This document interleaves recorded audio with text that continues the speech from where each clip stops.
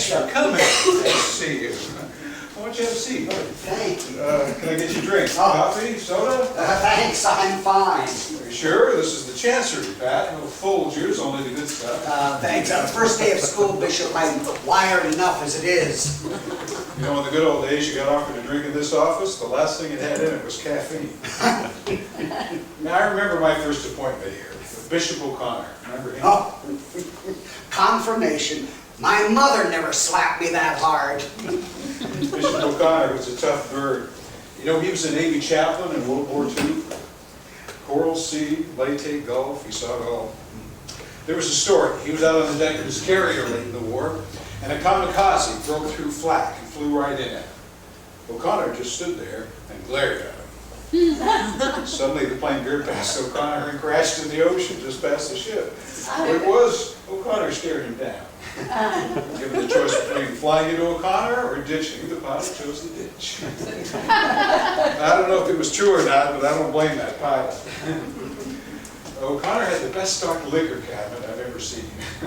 He called me in once. I didn't know why. I was just an associate pastor in a blessed sack. I was scared to death. Every priest in the diocese knew about that kamikaze. Well, he handed me a glass of the best scotch I've ever had for 4 or 6, sat me down, and told me he wanted me to take over at Mary Mag's. Mother of God, I nearly keeled over. I don't know if it was the scotch or the job offer. It was like walking in front of a firing squad, only to be told you just won a lottery. Never occurred to me I'd be sitting on the other side of this desk. You still drink, Pat? Not so much. Although first day of school, I'm tempted to make an exception. Another school year would have anyone back in the sauce. Remember when the worst thing we had to worry about were priests drinking too much? It seems like a million years ago, doesn't it? And most of them were still pretty good men. Did their jobs, cared about their parishes, got along pretty well for the most part. Some days I really envy Bishop O'Connor. I think the old guard had it easy. Well, you're probably wondering why on earth you're over here. Well, it's always a pleasure to be invited. You're a born diplomat, Pat. Sometimes I wonder why you're not on this side of the desk instead of me.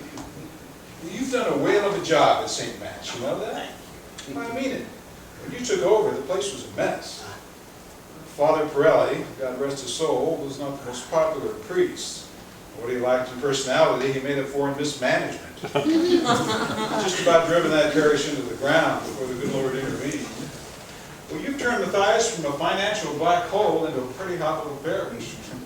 You're so good you've been drawing defectors from other parishes. Oh, I don't mean to. I know you don't. Doesn't matter. You're good. Your parishioners love you. You give a mean homily, and you're running in black. Carmen thinks my homilies are too long. Now, you tell Carmen her homilies are too long.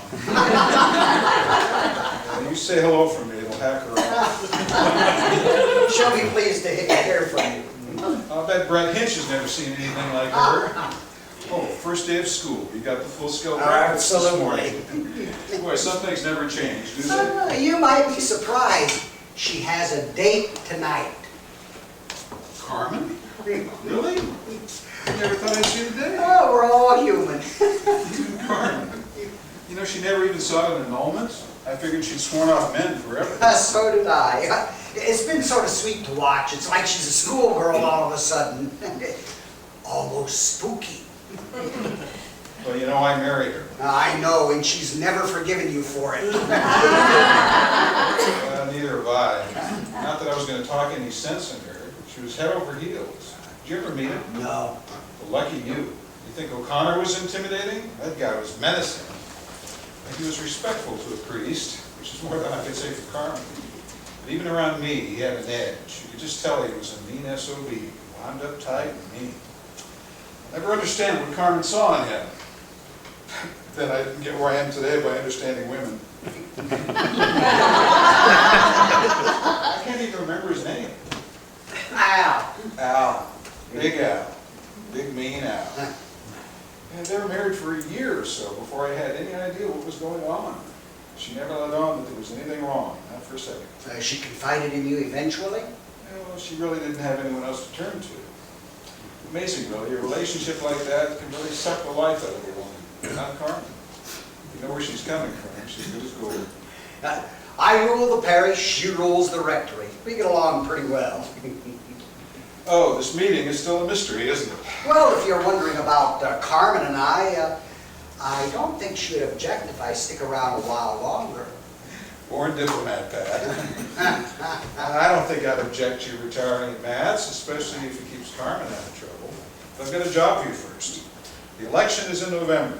I know you're busy, and I know you'd like to turn the reins over to a younger priest, but I really need your help this fall. I'm not on the ballot and you're not up for re-election. Yeah, thank goodness. Look, the Defense of Marriage Amendment is on the ballot. First, we had a surge of interest, raised some money, but it petered out this summer. I need someone to reinvigorate the campaign leading up to the election. You want me to run a campaign? Well, no, we're not running the campaign, we're supporting it. This is a good issue for us, Pat. I want us out there on the lead, energized. Defending marriage. What are we defending marriage from? Well, we're defending marriage as a sacramental union between a man and a woman. A man and a woman. Yes, but what are we defending marriage from?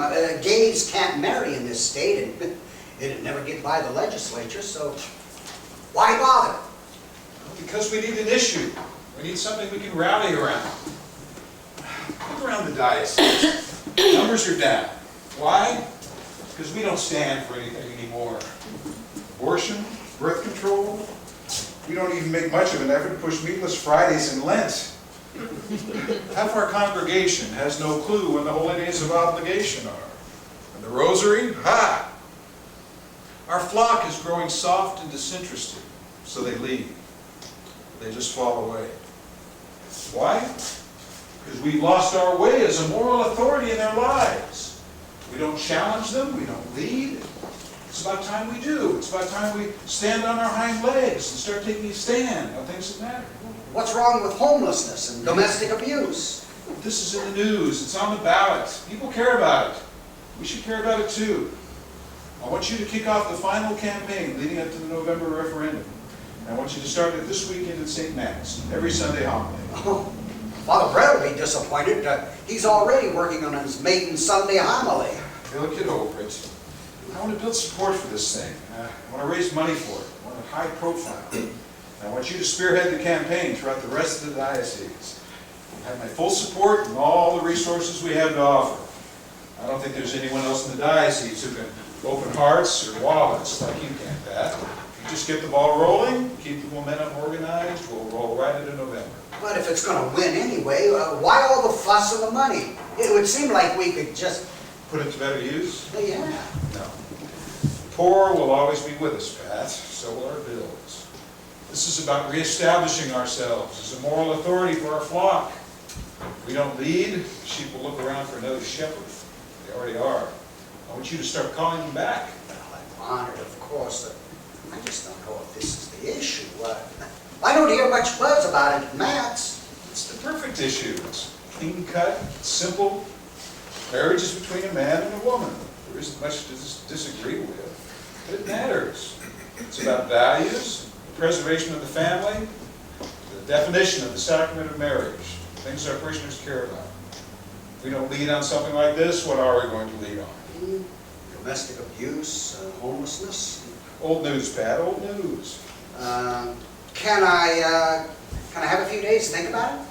Oh, look, I know you've got a lot on your plate, but I can make sure you have what you need. If time is an issue, I can always assign someone to cover some of your duties at Matt's.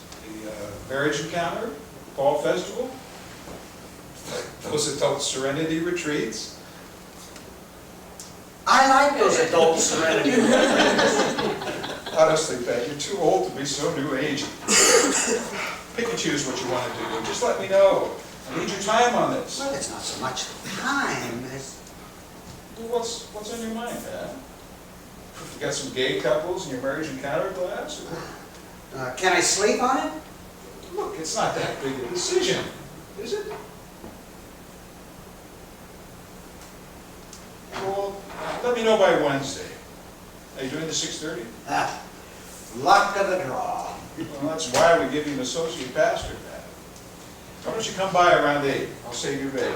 I want you on this, Pat. And once we get done with the election, we can sit down and talk about your future.